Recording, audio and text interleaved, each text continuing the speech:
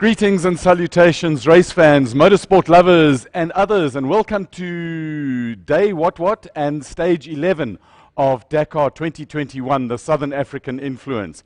We are joined by legends, by superstars, and achievers today. So let's just straight away. Firstly, Andrew Horn, your proxy. So when you need to ask questions, and there are going to be lots when you see who's with us tonight.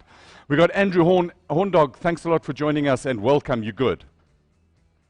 Colin, I like our guest in studio there tonight. It's looking quite sexy. Has it got some fuel in it? My Africa twin, touchy subject. And then from the southern tip of Africa, close to the sea, Steffi Vetter from the Southern African Dakar Group. Steffi, you're looking beautiful as ever. Thank you again for joining us. Hello, Colin. Hello, Andrew. Oh, my word, we're in for a bumper show. I cannot believe it. I hope you guys can hear me. We're in the middle of Eskom load shedding. It's pouring with rain. But let me tell you, I've got my popcorn ready because today was a day. It was absolutely unbelievable. And then, from somewhere in Natal, the first lady from Africa to finish Dakar on a motorbike, Kirsten Landman. Kirsty, thank you a lot for joining us. Straight after Awesome, Kirsten. Colin. Brilliant. On the right, bottom right-hand side of your cage, the legend himself, Ross Branch from Monster Energy Yamaha. Ross from Saudi, thank you so much for joining us. Thanks for having me on the show, guys. And the world's fastest nut farmer, Stuart Dakar Gregory, Macadamia Nuts Forever. Welcome, Stuart, and thanks again. Wow, what a panel. Awesome, yeah, thanks for having me again, and now great to be back on the show. So let's just kick this straight off. The biggest drama ever on Dakar was Jean Bereta. Ross, just before we went on air, you know, you don't run out of petrol just for no reason on Dakar, especially when, you know, doing as well as you are. So what's the inside scoop on Bereta and why he missed his fuel stop? Yeah, you know, we all thought when it happened today, we thought that it was a really big mistake from the Honda rider. But unfortunately, you know, a couple of days ago, he had a really big crash and he's suffering from bad concussion. So, you know, luckily on his behalf, he ran out of fuel. It was probably the safest thing for him. And I feel really bad for him because he was riding a great race and definitely one of the fastest guys out here. But, yeah, you know, at least he's safe and sound and hopefully he'll be back next year as well. Now, you mentioned earlier that he had the crash 2 days ago, so he's ridden for, well, 2.5 days with a bad concussion. That can't be lacquer at all. Yeah, you know, I think it's a really scary thing when you concussed, but, you know, concussion is a funny thing. Sometimes it's, you know, you only get the reactions way later and you know, that affects you way later on your ride. So, you know, it's really a scary thing, but like I say, we're all just happy that everybody's safe and sound, and that's important. And Steffi, you got an update from his what's the update from Bereta, Steffi? Yes.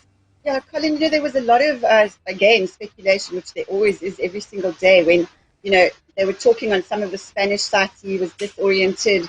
You know, people were saying you don't run out of petrol and, you know, throwing the towel. But he's actually gone online to say that he is in hospital. He will be having a head scan. He lost consciousness for a few minutes. And again, you know what? Safety first. You don't know, as Ross has just said, with a concussion, you cannot play with it. And again, it's so sad because he was fourth overall. But unfortunately, he's out the Dakar rally and, you know, speedy recovery to him. That, you know, we can just send him our best wishes. Yeah, unbelievable. Ross, you've got some injuries to your arm. Not safe. If you've got, for all the little squeamish, there's nobody squeamish watching here. We all, show us your arm, how it's healing. Yeah, you know, it's nothing big. It was from a small crash on the marathon stage, but yeah, it's healing up quite nicely and getting back to normal. So yeah, you know, it's that's definitely not the most disappointing part of my life. I think I was more heartbroken over the last 2 days than I ever have been. So yeah, that's the least of my worries at the moment. Can we just jump in? I know we're leaving the other guys alone. I just want to jump in and And go straight to that absolute heartbreak. We've spoken to a lot of other people. How you seem on the outside to have reconciled yourself with the shit that happened. Is it as simple that, I mean, apart from the dealing with the disappointment, how do you handle it to, I mean, you were going to win this thing, we know this. Yeah, it's not easy. It's definitely one of the hardest things I've ever had to face. And you know, as I'm sure she'll tell you, it's something that is not, you don't take it easy. And yeah, it's on the inside, it's still hurting. But you know, one of the biggest things for me is that I know I've got the speed training and the navigation, and then 2022 is just around the corner. So that's the main thing for me. It's amazing the whole bike community or the whole racing community in South Africa looks at you with wonderment in that you're out of the race, your dream for this year is destroyed. You go to the end of the stage and you film James Alexander coming in, and you've got just so much words of encouragement for a privateer, and the level of positivity that you've come back with is a true inspiration, and just to know the whole racing community respects you unbelievably. No, thank you very much. It's you know, that's just, I think it's just who I am, and you know, I love to see other people reach their dreams and their goals as well. So the least I can do is just go and give James a bit of encouragement. You know, I think he's probably the most famous person here in the Bivouac at the moment for the longest hours on the bike, without a doubt. So, you know, just being there for the end, you know, just seeing a familiar face and somebody that you can relate to is a huge thing. So, yeah, that's the least I can do, and just show my support as well as all the Southern African guys. You know, we one big family back home, so I don't see why we shouldn't be a big family over here, and just keep each other going. I know that they would do it for me, so. You know, it's just part of the Dakar, and it's part of racing that things happen. So if it does happen to you, you know, there's nothing you can do about it, and you just got to get up and move on and support the other people that are still in it and still living their dream. You know, it's really important to me. Talking about support, Andrew, who's monitoring the Facebooks and the YouTubes and all of that, is blown over by the level of support. Andrew, talk to Ross. Oh, Ross, there's so many guys tuning in. We've got Zander van Wyk from Botswana tuning in. Quinton Lessing wishing you well. And then a couple of questions. Johannes Itzebeth wants to know how hard your crash was and did your airbag deploy? You asking, did you hurt your neck or anything like that? And then Stephen Colotti, who I think has asked this a couple of times, wanting to know if you know what failed on your engine. I think you addressed this in a video the other day, saying it's too early to speculate, but yeah, that one's out there as well, and I'm sure you're going to get a lot of that.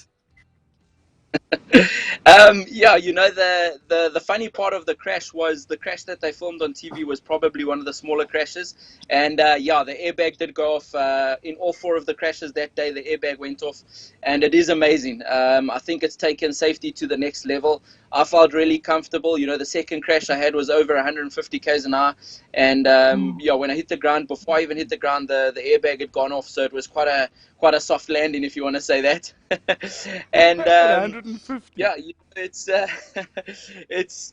yeah, I think with the airbag, I'm extremely happy, and I think a lot of riders here can say the same thing. And yeah, we're not too sure what's happened with the bike. You know, the team will only be able to get to it once they get back to the factory. You know, they still got the other riders to look after here, and they don't want to be opening engines up in the desert anyway. So, you know, it's one of those things. It is what it is. It happened, and we just got to move on from it now. And you know, I know that the factory is really prepared to go and make things better for next year. You know, they're going to go back and do their research, and they're going to work on the little things that we needed to change from this year. So I have no doubt that we'll be back strong next year. We used to go straight to Steffi for our James watch. Got to find out, where is James Alexander, Steffi? I know there was some speculation about time, and is he going to make it before midnight? Oh, Colin, everybody on the panel, I'm I don't know if I'm going to get through this, so just bear with me. So we've just got news in. They've stopped James. He won't be finishing. They can't get medical assistance to him. And he's still got 40 Ks of massive dunes in front of him. So I'm afraid of everybody, the worst news, and I'm so sorry to be the bearer of such bad tidings.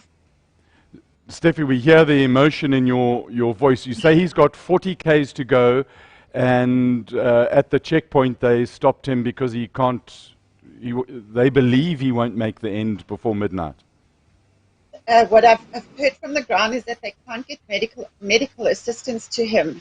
And he's got 40 Ks of absolutely horrendous terrain to carry on. And the word is, this is from James himself. It's a message that he has sent straight through to us now, that he won't be able to go on.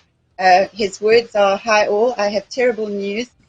I'm at the final CP, but they don't want me to go in as they can't get medical assistance to me.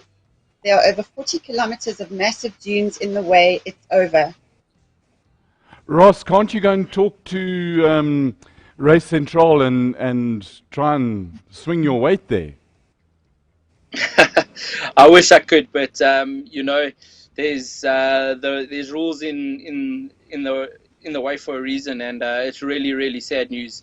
I actually just got a missed call from James, but you know, he's a really strong guy, and he also believes in himself. So I'm sure he will be back. And it is devastating news as he's come this far, and he's done extremely well, and he's made everybody proud. And definitely, you know, he'll be back. And you know, I think at this point in time, safety does come first, and you have to make sure that he is here to fight another day. So I think the organizers, you know, they don't cut your race short for no reason. They'll definitely push you through to the end, as they have done up until now. So I don't think they're doing it for the wrong reasons. I think that they're just looking after him and just making sure that he'll get through it safely. And I think that's the main thing for us. We still want him home, and we still want him to be able to come back next year. So it is devastating news, and we're really sad to hear that. But I will definitely be waiting up for him tonight to give him a hug, and you know, just tell him he must be back next year for sure.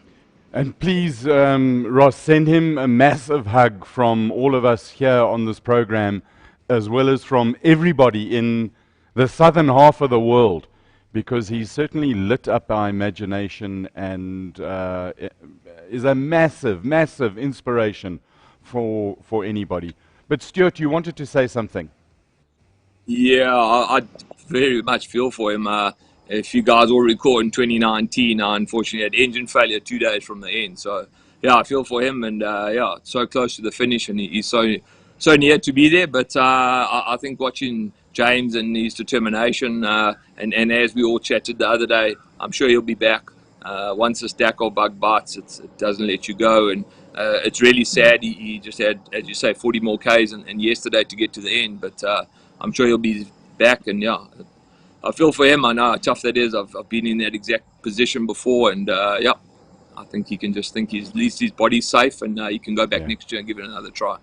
Yeah, Kirsten, I haven't forgotten about you. After the hours No, it's all good. on that bike as well. Really haven't forgotten about you, and that bug has also bitten you, and I know that various issues prevented you from getting there this year, but you must be dying to go back and do this thing again. Yeah, the FOMO sets in really bad watching everyone start, and it just makes it so real when you watch it from the screen here and you know what's going on back there. And yeah, I can't wait to go back if it's possible. You know, we can't do it without the sponsors. So my goal is to get back to Dakar 2022 and to be camaraderie, because you know that's what helps you get through the race, and support, and it's an exciting event. It's something that you spend a whole year building up to. So, you know, this whole last year was 2020 was a hard year for everyone, and I was lucky to get in Dakar 2020, but the whole year spending time twiddling my thumbs pretty much. I mean, COVID didn't allow us to do much else, but it's probably better that I didn't plan to do Dakar 2021 because I landed up injuring myself towards the end of this year. And it just gave me a bit of a clearer vision of what my goal actually is, and that I do have a passion for Dakar and I do want to go back. So it's all made things a lot clearer and exciting, and seeing guys like Ross out there and those guys doing well, it just makes you so motivated and inspired to live this passion that we have for Dakar. That passion is growing, and everybody that we've got a growing list of people who are not just want to, but are actually saying we are going to do it. Ross, you're going to have a whole troop of South Africans, Southern Africans, Zimbabweans, Botswanas, Southwest and Namibian with you next year. Yeah, I sure hope so. You know, I think us as Southern Africans are built for this kind of racing, definitely. You know, we've got everything we needed at home to do all the training and the road book riding and stuff, and definitely a big group of people will make it way easier for all of us. And yeah, we definitely have the talent and the skill level back home to come and compete here. So you know, hopefully we can get a couple more races going back home to help us prepare for this kind of event and everything. You know, the Kalahari Rally is extremely good practice for us at the moment, but hopefully we can get a couple more. Ross, would you plan to do the Kalahari Rally this year? Yeah, definitely.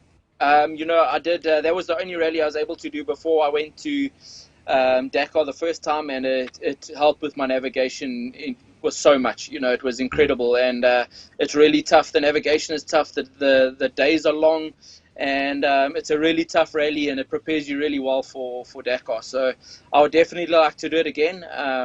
You know, just making sure that it's not on the same dates as any of our other rallies, but I definitely think as a newcomer to it, and you're not too sure if you want to do rallies, give the Kalahari Rally a go, and that'll make up your mind really quickly, because they've got all the early mornings and the late nights and the long distances and the liaisons and everything that you need to worry about when you come to Dakar, and that'll help you make up your mind about the Dakar Rally. Well, that's a massive endorsement. We're hoping to try and cover the Kalahari Rally. I think it'll be absolutely magnificent. Ross, I know that your time is tight. We'd love to have you forever. But if you need to go, please just say goodbye, and you know, we respect your time. And it's a great privilege to have you here. So please stay with us if you can. Yeah, no problem. I've got a couple of minutes. I'm just gonna, after our conversation, just go check up on James and check up at the medical center. So no problem at all. I'm keen to chat to my friends that have been with me in this position at Dakar. So I'm in for the long run. Good stuff, Andrew. More comments now that Steffi's almost back. She's recovered. And Steffi, big respect for you for bringing that news to us. And I know how hard it is, and you've lived days and had sleepless nights on James' watch. And, you know, when you suggested that we make it our first news item or first item that we talk about, it was a magnificent gesture to follow the guy who's, you know, he's ridden for over 100 hours on Dakar this year. It is massive, and thank you for bringing that news. I know how hard it was for you. Thank you, Colin. Yeah, I apologize to everybody. You know, the thing is, the emotion is just, it's huge. We're all tired. We've driven every kilometer with James, and as we do every year, you know, we've sat up with his group every single night. It's really heartbreaking, but it just also shows you how James's legend has just grown. Yeah. He's affected our hearts. We love him. He's been such a joy to work with and to watch, and we're so proud of him. He's held Botswana's flag so high. So thank you everyone for bearing with me when we did that. But that is the actual reality of how I was feeling at that point, and how I do with everybody every year. They're like my little baby chickens. Mommy hen never ever apologize for your emotions and your straightforwardness and honesty on Raceday.tv. I love it, and if people don't like it, and if they can take a cement pull and harden up. Let's end up our James watch on a happy note. Let's watch him this morning. Let's send him out on a high with all our love from our hearts. Fritz, please roll that video. It's beautiful. Morning, guys. Right, stage 11, and that's all I'm thinking about. Just do what I do every day. Stage 11. Here's the start chute. We've got it's been shortened a little bit. and it's got a little transport stage in the middle of it, so it brings it down to about 400, I believe. But we just do what we do every day, only think about today. Thanks for the support. It means a lot to me, guys. It really, you have no idea how it boosts me. And let's do it. Cool, man. James Alexander, I salute you. You are an absolute superstar. It's a true and absolute inspiration. Andrew Horn, you've got issues and stuff that's coming out of the interwebs. Yeah, a lot of heartache for James. I don't think our comments have been flooded like this since Ross went out. So yeah, it's amazing to see the love and support for James. Ross, will you be back with Yamaha next year again? It's still, we've got a big meeting happening tomorrow. That's all I can say for now. I love the team. I love the bike. It's really amazing. So we're gonna wait and see. It's contract time for Dakar now. So everything happens on the 31st of January. So I can't really say yes or no at the moment. But the goal's gonna stay the same. They would be absolutely stupid if they didn't sign you up for the rest of your life. You've shown unbelievable speed. The level of joy, of life, of enthusiasm that you bring is absolutely fantastic. And this is only your third Dakar. Yeah, this is the Ross, third baby. one. Ross? Yeah, I'm here. Sorry. It's Ross, only your if I could third just ask Dakar. you when Yeah, this is my third Dakar. I was the first time was 2019 with Stu, and then 2020 and now 2021. And I really hope I can do a couple more. I've got a lot to learn still, and with the navigation side of things, and the guys here can navigate really fast, which is what I'm lacking a little bit. But I've got some plans already for this year to do a bit more navigation training, and hopefully we can come back next year if everything works out to plan and a little bit quicker than this year. Awesome. Stuart, you wanted to say something? Yeah, Stuart? Yeah, Ross, just very important in your contract. Could you negotiate a good coffee machine in the camper? Because I'll be there next year. And I went to visit Ross and Fran for the last 2 years of Dakar, and they made me coffee and Malay Motor. It's pretty lonely there, so just a good coffee machine and a nice camper. A little bed for me to nap at when I'm a little bit tired in between. So make sure that's signed on the bottom. You're always welcome, Stu. Yeah, Kirsty. Ross, I have a question for you. Go, Kirsty. I just wanted to know, compared to last year's Dakar, what would you say the route, the pace, the safety is like? Because, we had that questionnaire to fill up after Dakar 2020, and a lot of us were worried about the high speeds, and they were going to slow it down, make it safer. And I hearing you say that the airs made it a lot safer. And like from what I've seen, touch wood, the crashes haven't been nearly as bad, and there haven't been as many. So do you feel it's been a bit of a safer route and it's slowed down a bit, or what would you say? Hey, Chris, it's a really good question. As well as I do what it was like last year. So this year, definitely the airbag has made the biggest difference for me. Personally, I don't agree with the tire rule. I think it's just made it a little bit more dangerous. But it's the same for everybody. And then the route itself has been made a lot more technical. The road books are double the size of what we had last year. So there's a lot more information going in. But on the speed side of things, I don't think much has slowed down. The top 10, the top 15 guys are going so fast at the moment, which is... I don't think the can slow them down more. I think it's really quick, and I don't know what they can do, to tell you the truth, to slow everybody down a little bit more. But it is definitely a safer rally this year. A lot longer days, and all the distances are a little bit longer. So I think the fatigue kicks in a lot more than it did last year. But all in all, I definitely think it's safer. And as you can see, we've had a lot of crashes, but not as serious as last year. And touch wood, everybody that's still in the rally is going to get to the finish line safely. That's what we're hoping for. Yeah, that's Awesome, good Ross. to hear. Ross, Thanks for that, just, Ross. Go, Stu. just on a quick one, Warndog. talking about this year's rally.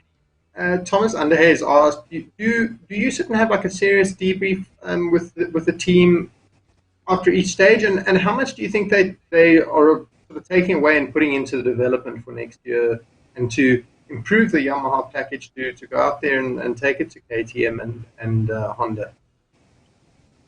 Yeah, I think it's huge. You know, we have a debrief as soon as I climb off the bike. Before I even take my helmet off, I have to talk to the mechanics and to the engine guys and tell them exactly what's going on. And you know, they're really thorough in everything that we say. Each rider comes off and everybody around you has a notepad and writes every single thing that you say down, whether it's suspension, tires, engine, you know, every little thing goes into a booklet, and they definitely take it. You know, we've got an incredible test rider, Jamie, who does all the testing for us, and is you know, he's currently prepared and developed the bike for us. So it's really important for us to get off and give them that information, and then they go riding with Jamie in Portugal a lot, and they work on the bike for us. So it's a never-ending story for them, for sure. You know, we just have to give them the feedback that we feel on the bike. So you know, we made slight changes throughout Dakar, but I'm the kind of rider that once I'm comfortable in the beginning, I don't like to change too much, and maybe it's a little bit old school, but I like, you know, once I'm comfortable on the bike, I like to keep it that way. So the bike has stayed the same throughout the rally for me. Yeah, you know, the engine failure, we're not too sure how it happened. It could have been from my crash and the chain coming off and all that kind of stuff. So they'll definitely take all our notes and everything and go back to the drawing board for the next couple of months to develop the bike even more. So it's definitely what you would hope from a factory outfit, without a doubt. Stuart, you sitting in in the dark there. No. Sorry, Ross, I was just interrupting. Stuart was sitting in the dark there. Yeah, I'll just move a bit. We had to move it because of the signal. It's fine. Try to fiddle a bit with my life. The comment that I've just received, sort of a direct comment, is that the audience is betting on you starting and revving your bike. I hope you've warmed it up, because we know how fragile they are. Not before the end of the show, you have to start it. No, without a doubt. I think you guys had that four-wheel thing in the background, but this is a real Dakar machine, and yeah, we'll give it a go and show what these real bikes really sound like. And yeah, I'm sure the guys will Ross, look forward to it. I did talk to the big man, the big oak at Yamaha South Africa, and asked him to send me if he could bring us a bike. But I think he's out riding his Yamaha, so that's why we've got a green one and a red one here. So it's not a dig at you. We would have loved to have had a Yamaha, yeah, because you know it's a little bit different. Andrew, you were talking about the comments just going crazy. Oh yeah, Sean Hepburn saying Ross is, you know, with this Yamaha opportunity this year, has really put his name up amongst the big boys, and I think that's an understatement of note. Yeah, William Oliver and hearts going out to James. Mario Lundman. James is the ultimate Dakar winner. So much love for what James has done, and I think after the 90 odd hours he spent on that bike, it's well deserved as well. Unbelievable. Kirsten, always nice to your dad watches, and he's such a fan. I mean, he's just proper, just full of gears for racing. Are you looking at Kalahari Rally as well later this year? You know, so we've got to look at things, everything that we look at financially, you know, so, and at the same time, we've got to look at things that will benefit first for Saudi Arabia. So for me, when I waited out last year about Kalahari and to go and train in dunes, for me, it was more financially and as a rider beneficial for me to go ride in dunes as opposed to do the rally. So what I did is I went to Spain and I did some road book training. And then I went to Namibia, and that for me, I think, was more beneficial. I would have liked to have done the rally. It is quite pricey. So for me, going into this year, I would like to do a rally, most likely Rally du Maroc, and then if I go to ride, if I want to spend some time in the sand, I will most likely go ride Dubai. I see Geordie's got training schools in Dubai, so for me to go do road book training in sand would probably be way more beneficial than going to do the Kalahari rally financially. Yeah. Ross, there are many other people, Dakar fever has bitten the cycling community. And if you had to say to people who are currently on, adventure bikes and, hey, they want to go maybe a little bit further than that and the dream is to go to Dakar, what sort of path would you say to somebody who wants to do, similar to James, not race to win it, but to complete Dakar? What would your advice to them be? My first bit of advice would be never give up on your dreams. If you dream that you want to do it, then go and do it, because anything's possible if you put your head to it, for sure. But as James has shown us, it can get really tough. So it's a mental game more than it is a physical game, and you have to be so mentally strong. The hours that you have to put in on the bike is incredible. We awake every morning at 3 o'clock. Yeah. And we only get to bed at 9 o'clock at night if you're lucky. And as you can see, James comes in at 12 o'clock at night and then has to still work on the bike and then go to sleep for a couple of hours before he gets up. And 12 days in a row, it's really, really tough. So, for sure, it's a dream, and if you're dreaming and you really want it, you can definitely go out and do it, but just make sure that you're ready for it. It's a lot of hard work, and I know James. I've personally worked with James for a year now, trying to get him ready for this, and it's incredibly tough, and like I say, him getting so close to the finish line, in my eyes, he's still a hero because of the distances and the times that he's ridden. But I know James, he'll definitely want to be back, and he'll definitely want that finisher's medal, and anyone that is wanting to do it is James, and he's a perfect person to speak to, and get that side of the information from him as well.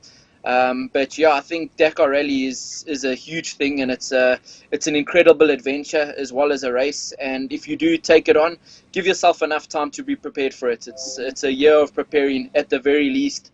And like I say, never give up on your dreams. That's the main thing. If you think you can do it, then just go for it, And Stuart, the dream is burning hard with you. No, very much so. I support what Ross says, and my training's already begun.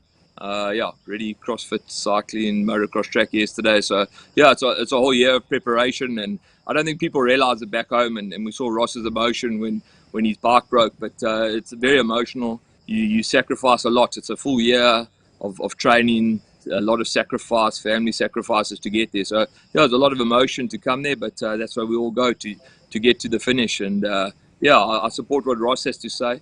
I think it's very achievable. I think a lot of fast guys, much faster than me in South Africa, but it's about having the dream and sticking to your guns and getting to the start. I think Kirsten here, we've all done it, and it's a lot of hard work and sacrifice to get there, but it all is achievable if you stick your mind to it. So anything can happen. You mentioned what I find a very interesting point there is it's a big sacrifice for the rider himself, but unless you've got a solid support system and those people in your environment are behind you and living that dream with you and prepared to sacrifice time with you and very often money, it makes it a lot easier when you've got that support system who's committed to the race as well. No, very much so. I know Ross's wife's back home, and we've all got partners, and it's a big sacrifice for them as well. And you don't realize it as a motorcycle particularly. It's a bit of a selfish sport because you're out there on your own, and everyone has to sacrifice for your benefit. But it's really awesome to have those people to support you, and it takes a lot to get to the start of Dakar. So it's great, and maybe just to add on what Ross had to say on training and where to go, I think even what Kirsten had to say. The Tankwa Rally, Clive Kraus down in Western Cape does an excellent rally, and I think if you guys, if people want to go and do another event which isn't as pricey as Kalahari, that's a great stepping stone and very similar to South America. Awesome. But Steffi, there's been a race on the go at the moment, and we could just, I could sit and talk to Ross forever, and Kirsty and Stuart.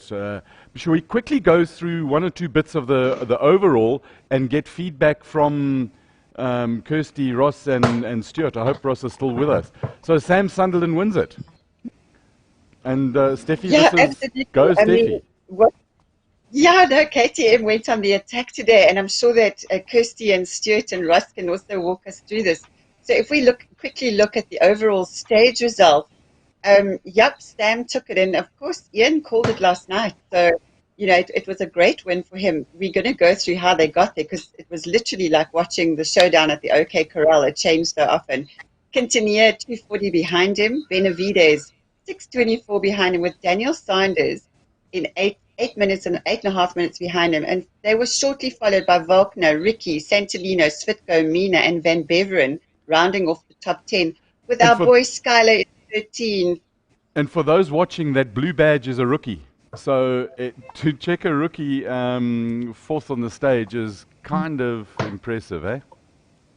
Yeah, Stuart's got an interesting story. He'll tell us a bit later about what happened to Danny after that. Old Chucky Saunders had a run-in with a bee, but I'll leave that one for Stuart. Getting just straight into the overall. Look, we all took bets last night. I backed Ricky. I think it was Andrew that backed Benavides, but he's holding the lead 4 minutes and 12 off Sam Sunderland on the KTM. Sam had a really, really good day out today. Ricky got lost at one stage, so he's fallen back 7 minutes 13 off the leader. There he is again, Chucky Saunders, right there in fourth, with Skylar holding steady in fifth. I'm really, really pleased for him. Shot him off a message. He's had a good run. It was really hard out there today. Santolino, Quintanilla, Van Beveren, Svitko, and then Michaels.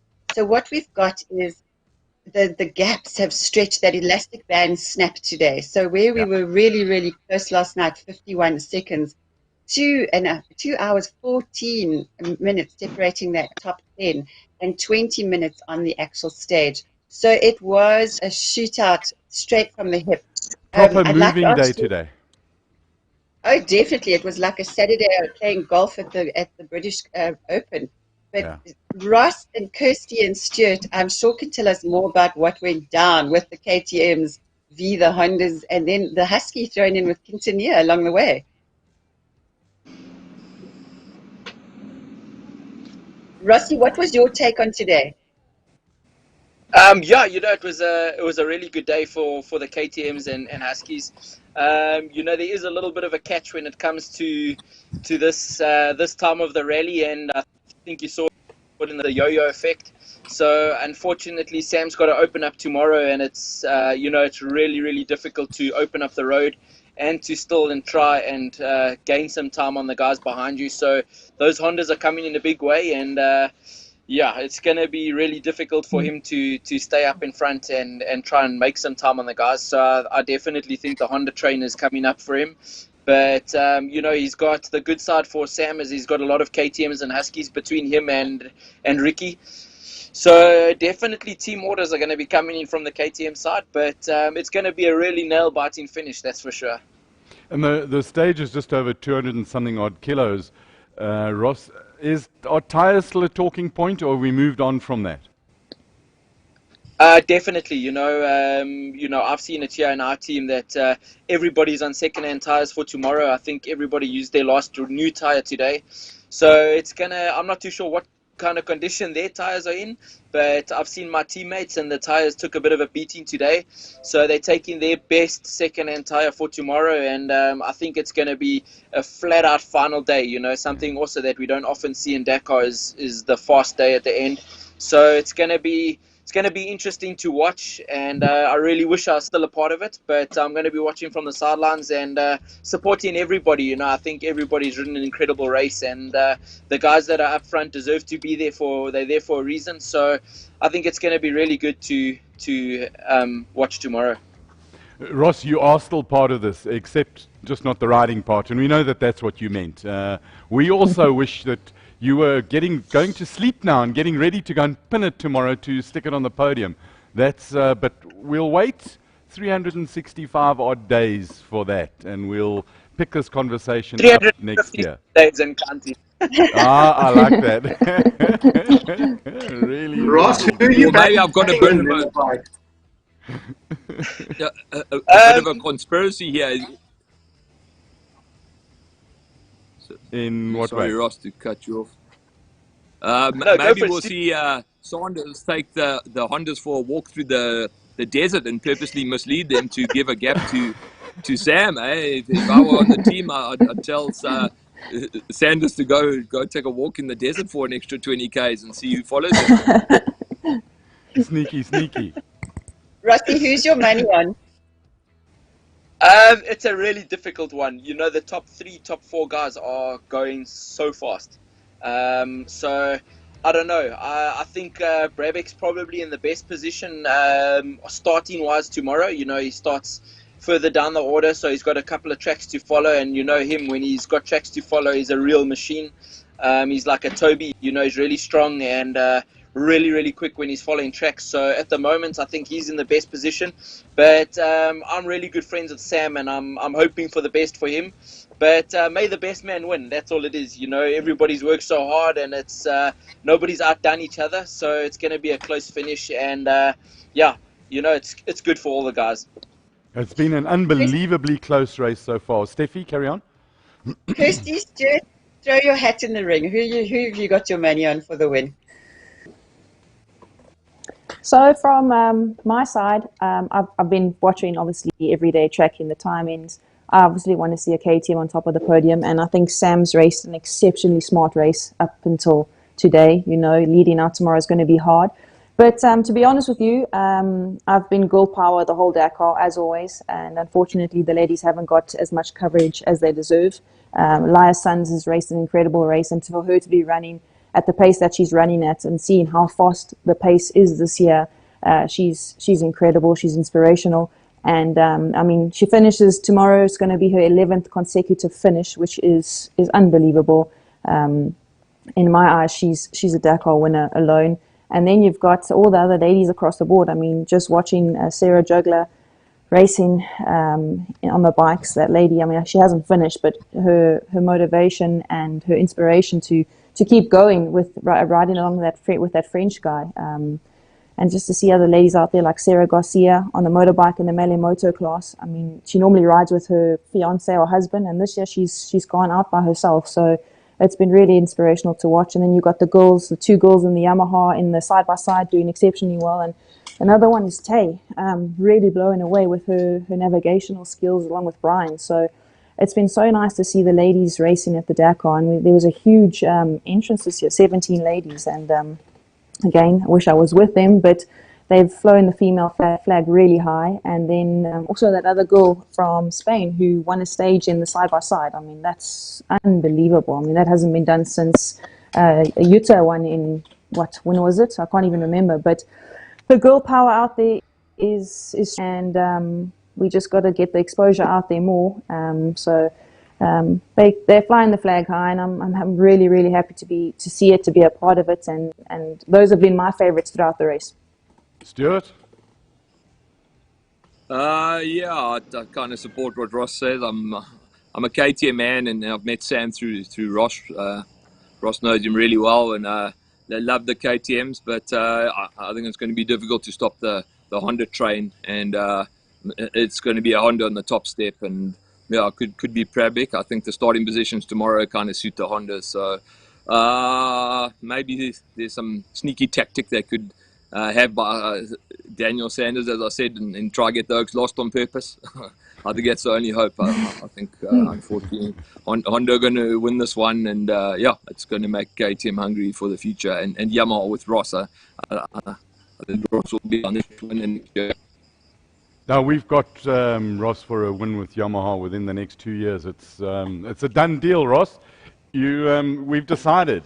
So all you got to do is just get on the thing and just go and, spend 2 weeks and deliver it. We decided for you. Ross, the whole of South Africa has got massive, massive support, and we really do appreciate it. And also, the last question, Stuart and Steffi, if you want to say something, because then we're going to ask Stuart to start his bikes, and then we can move on to sensible things like four wheels. So, I'm just going to quickly throw You something wonder out why there. we wanted to do this as an online show, so you couldn't beat it. Okay, so first of all, Rossi, I'm in blue and white, my boy, especially for you, flying that Botswana flag high. I had a very brief chat with Lauren just before we came on air, and I'm really hoping, Lauren, if you're watching, there's your brother. We're so proud of him. He's such an ambassador for the sport, and I hope you got home from work in time. So, Rossi, you know how much I love you. I don't have to tell you, so I'm probably one of your 7 million biggest fans. Thank you, Steph. And like I said before many times, we wouldn't be able to get ourselves out there as much without you. So we really can't thank you enough. And we really, really appreciate you and Johan's work. Keeping everybody updated, keeping the whole world updated has been incredible. And you guys don't sleep at night. You sleep less than we do, which is saying something. So a big, big thank you to you. And Horn Dog, should we try and wrap up bikes and then go to cars? And I want to talk to Kirsty after this. Okay, cool. In that case, I will save my question for when we talk to Kirsty, because I've got a cool question for Kirsty. No, ask her now. I just wanted to say something about, I'll say it now. Kirsten, we started, we did have some girl watch. I was accused of rampant feminism, but I deny that strictly. I do have a book, Understanding Woman, that I'm working through, and luckily it's come in soft cover, and Fritz will show you. I'm steadily reading through it. We did talk about Laya Saints, and she was I think she's still in 23rd position, and the ladies in the quads, in the side-by-sides, absolutely magnificent. So we're making notes that our production department will take forward into next year, and without a doubt we will have a James section, a Ross section, and the rest of the Southern Africans, and then we'll have what's the correct term? Can I talk about the chick section, or is it ladies or girls? Or just have a look at my book. I'm learning. Ladies. I'm committed to this. Show the people my Yes, book. call it. There's my Understanding Woman soft cover. I'm working through it. Okay, we'll call them ladies. Thank you very much. Just for a ladies helping me. class at school. Right, we'll talk about them. Kirsty, Andrew. last year you were third lady across the finish. Am I correct? Do I remember right? That's right. Yeah. Okay. That's it. What would where were you overall? Because we were watching it, sort of first South African woman to finish, and sort of where you were with the ladies overall. Where were you overall, and what would your target be going back to Dakar? Where would you like to progress to? So I finished 55th overall. I was never really fast throughout. I was, like to call it, consistent. And that was my goal, is to just cross the finish line and make no mistakes. And by doing that, I moved up the ranks and landed at 55th overall. And third was a surprise to me. I didn't even realize that until I was on the podium. Going forward into Dakar 2022, I did put out on my social media a while ago that I've got some exciting news to break to everyone, but my video will be released tomorrow on what I'm going back to do at Dakar. Come on, seeing as give it's us a only scoop. a day away, I'll give you guys some exciting news. So I'm going to go back to Dakar 22, and I'm going to race Malimoto. I don't see myself going back and doing better than 55th position, because I'm, to be quite honest with you, high speed scares the living life out of me. Hence why I had that question for Ross, asking if it had slowed down a little bit more. I'm not on stream race, but I'm just scared of the high speed stuff. So, to go back and try go faster and do better than 55th won't be my goal, but to go back and race Malimoto will be a huge challenge on its own, to race and come back and work on my own bike and sleep in a tent and have no assistance whatsoever And that means my build-up for the whole year is going to be prepping, working on bikes, learning to do it all myself. And it's a huge challenge, and I've always liked to set my goals really high. And I think that's what excites me about the Dakar. And I don't think there's a bigger challenge than doing Malimoto at Dakar. So that's my goal. It's a personal goal of mine. And I finished the Dakar. I now know I'm capable of it. I know expect. Each Dakar changes, but I know that I can cross the finish line. So now I need to learn how to work on a motorbike and do it all myself, which is exciting, and it's so cool. I can't wait to get this all going and yeah. I think it's absolutely brilliant in terms of the commitment. Thank you very much for sharing that with us, Kirsty. I made a note here now because that's another little segment that we're going to have to include to follow. And good luck with the whole. Thank you. We're behind you. But to conclude the bike thing, firstly, Ross, my boy, salute, congratulations for just achieving what you've done. I know you're disappointed, but in our minds, you're the winner. And just take that. And thank you so much for joining us and giving us time. Appreciate it. No problem. Thanks again so much for all the support, and thank you so much for having me on the show. Stu, see you soon. Kirst, all the best. If you need any help with anything, just give me a shout. Do some road books together with you guys will be awesome. And Steph, thank you so much for everything again. I really appreciate it. And we'll see you guys back on home soil soon. You're a awesome. legend. Oh, Ross. and please remember to give James a big hug and a salute from us. I'm on my way there right now. We will do that. Thanks, guys. Good man. Thank you. Thank you, Ross. Stuart, make some noise. Cool, guys. I got a few messages from some mates. I have warmed it up. So Robbie Clarkson and the boys in Dubai, Ian Norton, shout out to the boys in Dubai. But it's been warmed up, and yeah, this is what a real rally bike sounds like, or a vehicle that should be at Dakar.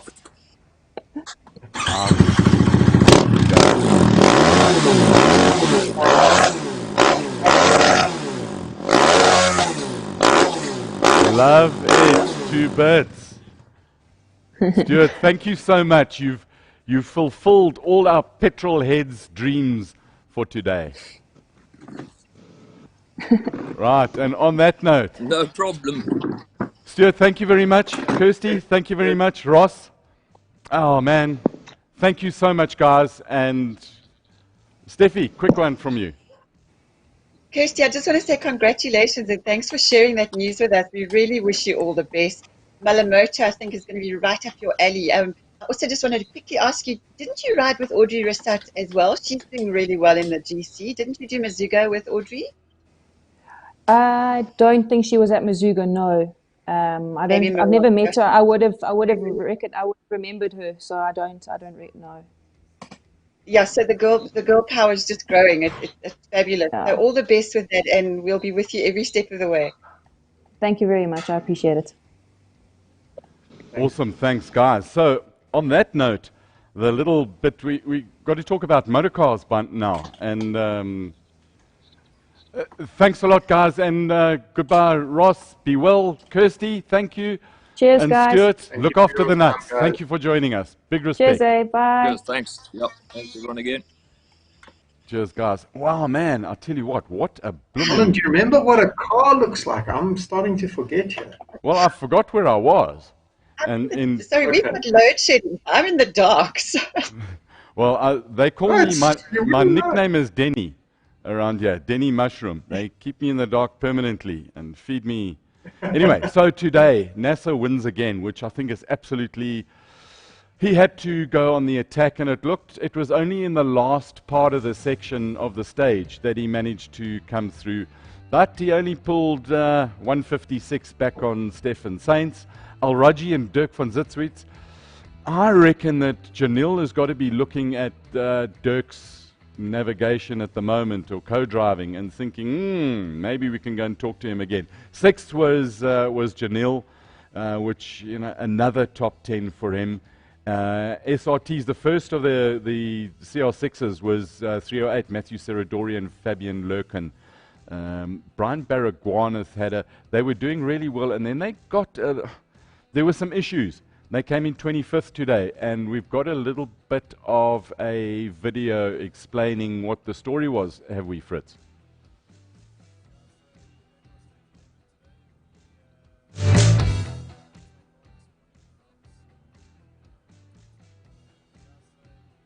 11 today. We sort of tried to attack hard this morning in the rocks, and then got 2 punctures. So sort of calmed down again, and then we stuck with mature the whole day. We were swapping places here and there, and then we backtracked once or twice for WPCs in the beginning between me and mature, and then following up a river, I went off mature like half across the river, an hour half across the river. We nearly got stuck in a big clay bank. Luckily we didn't. And then towards the end the dunes got really nasty, and as you come over the dunes it was super sharp with rocks on the back, so you really can't see what's in the back of the dunes. So as you come over these slip faces there's rocks. Marcelo actually got stuck on one towards the finish and got stuck on one for 15 minutes. So yeah, we had a big navigation mistake at the end where we had to backtrack for 5k, so we lost a lot of time there, but otherwise I think just to finish the stage in one piece is another good result. Well, they've done us so proud, Steffi. They have. You know what? It was just another day. It's racing. I know that they were probably very disappointed as well. But when I did chat to Brian, he said there was some really tricky navigation, nasty dunes in rocky mountainous areas. Yeah. But he also said that it looked like he was in Lord of the Rings country. He felt like Frodo. It was so beautiful. So kudos to them. You know, they've done really, really well. And the CR6s are still performing. Yazir came from nowhere. He ended up top 10. So again, CR6 Century Racing have got a CR6 in the top 10. So hats off to them. It's going to be foot flat tomorrow. Oh, absolutely. So it's a short little blast, just over 200 Ks. Let's just go to the overall. And you've got to believe by now that Stefan Peter Hansel and Edward Bullinger have won it in the Mini, but it's not over because the fat lady apparently is warming up. In fact, we had there's a singing room here, and we heard warbles of the fat lady starting to clear her throat. She's got a nasty cough, too many bloody cigarettes, not enough brandy. So in the overall, NASA is 15 minutes, not going to happen.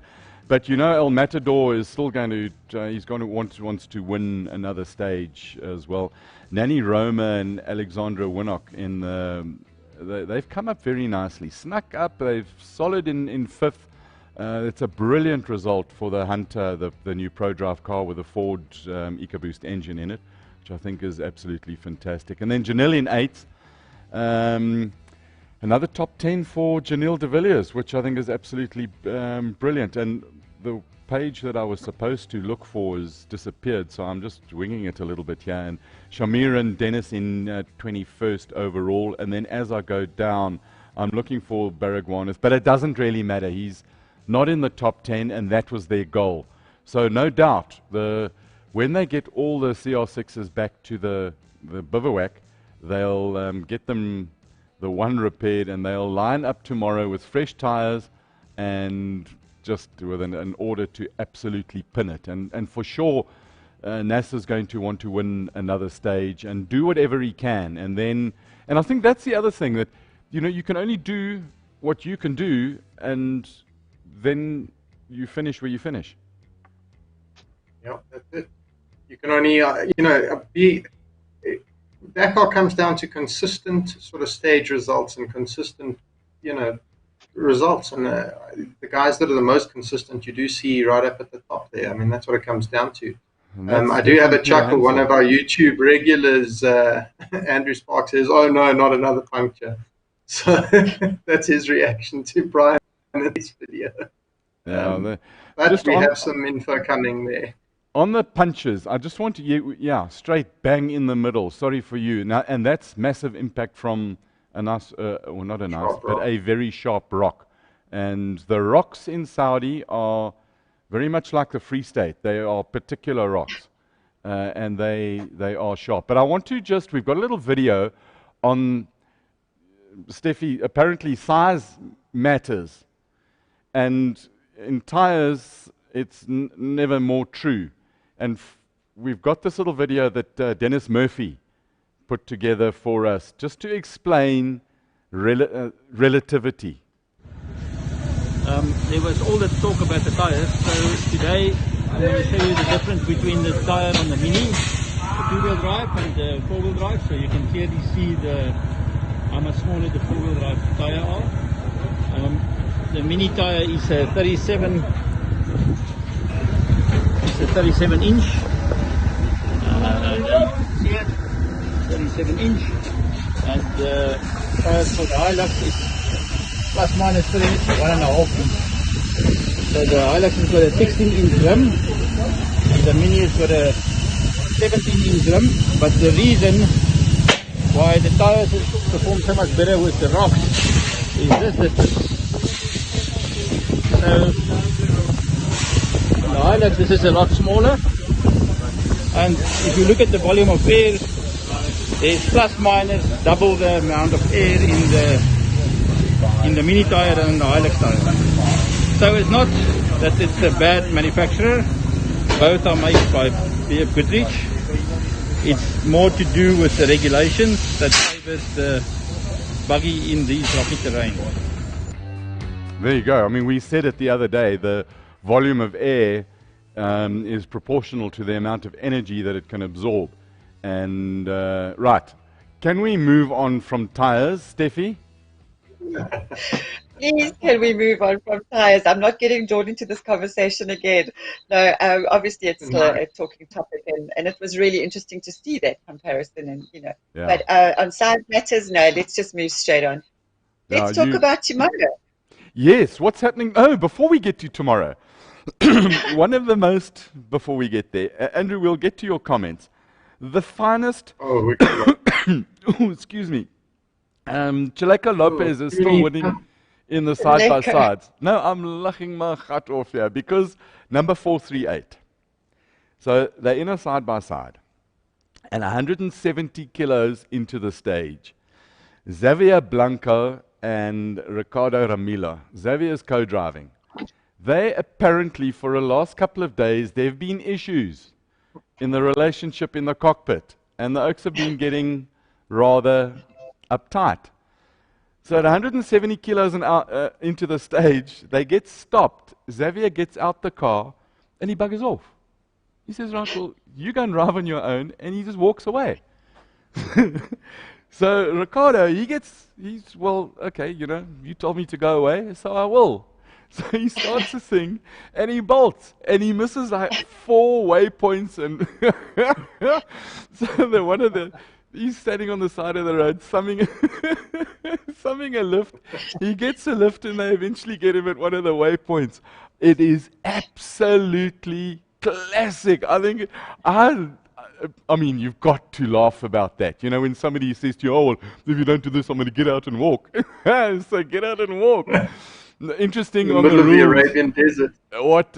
I mean, you've got to laugh at that. So the rules, clearly you're supposed to have 2 in the car, but what. I hope that they put a big sticker on the thing just to say, hey, these oaks are fighting. They've got to put a camera in there so that we can all see the stuff that's going. And the Kamazes are still winning. Did I mention that Chileka Lopez is winning the side-by-sides?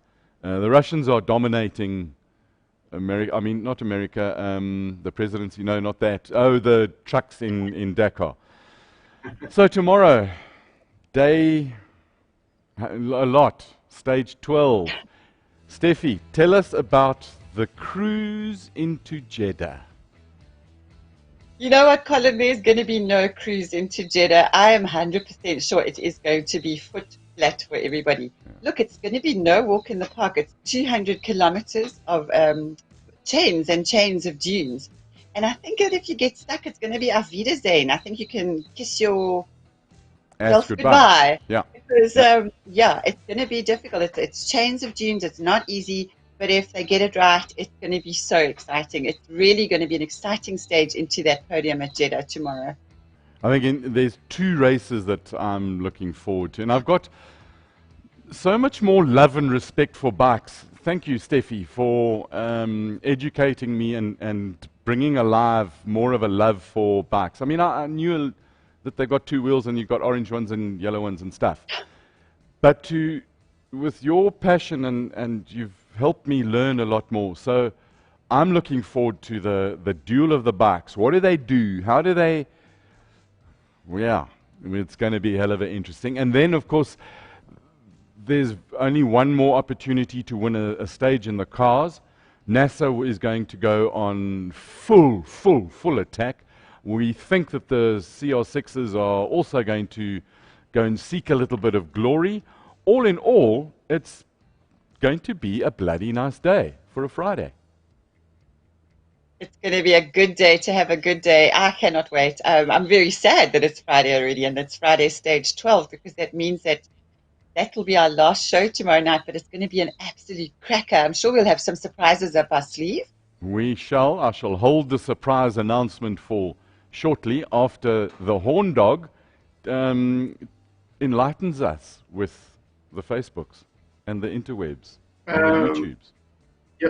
Stuart Gregory was just asking, are they still in the race after the Navigator got out? And looking at the result, it doesn't look like they are. There was a similar story, Colin, when Stuart Thompson was running Dusters in South America. Yeah. I believe his terms were, there was an explosion of Latin fury inside that Duster, and for the next 3 days, the Navigator to say a word to the driver, and that was the end of the Dakar. I think they were lying 11th overall and ended up finishing like 25th overall because they wouldn't speak to each other for the rest of the rally. It was. I wonder if they have bras together. That was Emilio Espartaro and his Navigator, and yeah, I remember Stuart being quite upset about that. Awesome. So, any last questions you wish to bring to the front, Andrew? There are no more questions. As I mentioned before, the amount of comments for Ross and James, we would need another hour on this show to bring them up. Okay, so I've got something. For those of you who are watching on Facebook, go to YouTube, and I've got a Toyota Gazoo Racing cap, still with its badge on it, I haven't worn it, and I've got a Toyota Gazoo Racing shirt that we will give away randomly to a new subscriber to our YouTube channel. We're 4 away from a number. So just be nice, please. Go and like raceday.tv on the YouTube channels, and then tune in tomorrow, and I'll give away, or we'll give away some stuff. It's 3. Right, so come on. There's more than 3 of you watching on the Facebook, on the YouTube at the moment. Please just go to the button that says like, and then you click the bell that says remind. And then so much of happiness. Share the love, people, because you can. Because that is what life is about. So tomorrow, Steffi's got the candle. You look, did you ever watch the Rocky Horror Picture Show? I feel like I'm in Phantom of the Opera. There's that, well, there you go. There's that line from, it's so cool. So we should have there will be Phantom of the Opera tomorrow on raceday.tv on episode last of, one more like on YouTube. One more. Just one. You can do it. Come on. Go, guys. You can do it. Pretend that you are reaching close to the end. Yay! Woo! Thank you so much. And tune in tomorrow. There you go. That's teamwork makes the dream work. Oh, man. Thank you so much, guys. I love you all. Wise lady once said. So, the guy who's just done the like, please type your name on Facebook so Horn Dog can see it, and we'll get some Toyota Gazoo Racing SA clothing to you. It's official clothing. It's still in its wrapper. I hope that you're about my size, because if you're not, then you're going to look funny in it. But that's all we got. It's my size that was given to me by Toyota Gazoo, and I thought that we would keep it and to give away. So we're going to do that in celebration of you, our viewers' love and care. Thank you, guys. Andrew? Oh, I'll save my announcement for last. I'm going to tell you who our guest is tomorrow at the end, after we said thank you to Steffi and to Andrew.